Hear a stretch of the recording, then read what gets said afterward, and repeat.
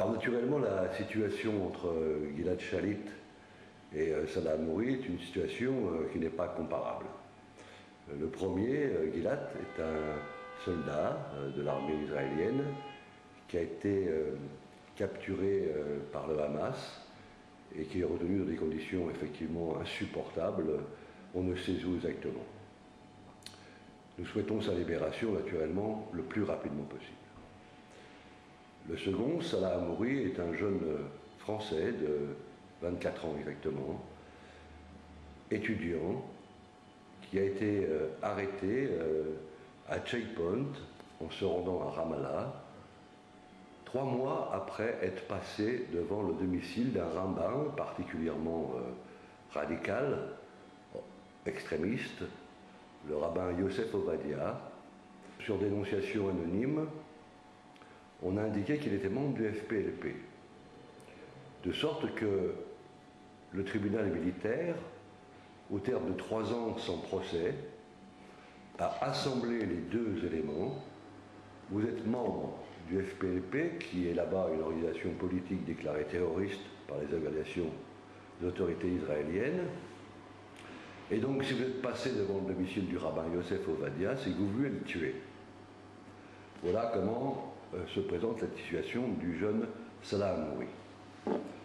Je disais qu'il était français. Pourquoi? Parce que Salah Hamouri est habitant de Jérusalem-Est.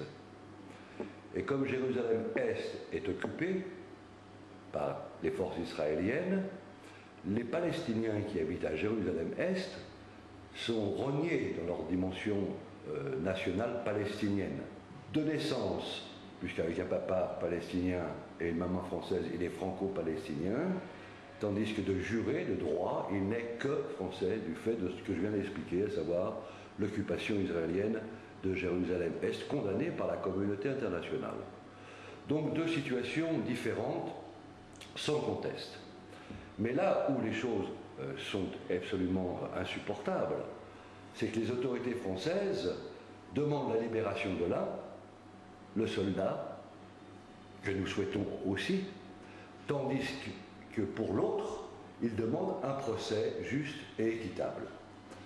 Or, il ne s'agit pas, évidemment, de porter un jugement sur le système judiciaire qui concerne les citoyens israéliens, qu'ils soient juifs ou qu'ils soient arabes. Ici, il s'agit de toute autre chose. Salah Hamouri a été jugé par un tribunal militaire d'occupation installé à quelques kilomètres de Ramallah, en pleine Cisjordanie.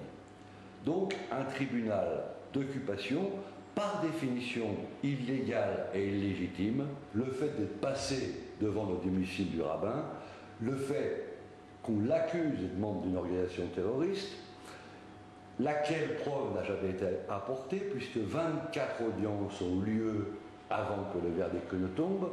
À ces audiences devaient se présenter des personnes pour témoigner de l'appartenance de Salah à cette organisation politique. Aucune ne se présentait, tandis que toutes celles qui étaient annoncées, donc les personnes indiquées, étaient toutes des prisonniers. Autrement dit, il était facile qu'elles viennent des bancs là-bas. Aucune ne s'est présentée. Donc le dossier est vide. C'est une affaire politique de A à Z, et malheureusement, les autorités françaises refusent de demander, comme nous le demandons, nous, pour Gilad Shalit, la libération pure et simple de Salah Hamouri. Il n'y a qu'un nom dont on ne parle jamais, c'est Salah Hamouri, par les autorités françaises de manière publique. Il n'y a qu'une famille qui n'a pas été reçue à l'Élysée, c'est la famille de Salah Hamouri. Donc c'est insupportable. Insupportable que, même si on a de l'amitié pour l'État d'Israël, et nous avons de l'amitié pour l'État d'Israël naturellement, on ne peut pas, parce que ce sont des amis, accepter, sous une forme ou sous une autre, l'occupation dont est responsable cet État, laquelle est condamnée par les instances internationales dont nous sommes membres, au titre de Conseil de sécurité, membre permanent du Conseil de sécurité. Ne pas condamner cette inculpation et cet emprisonnement depuis 4 ans, il a pris 7 ans pour ce simple fait-là, c'est se rendre coupable de cette occupation. C'est pourquoi nous poursuivons nos efforts afin d'obtenir des autorités françaises qu'elles agissent de même manière que nous agissons, s'agissant de tous nos compatriotes en difficulté à l'étranger.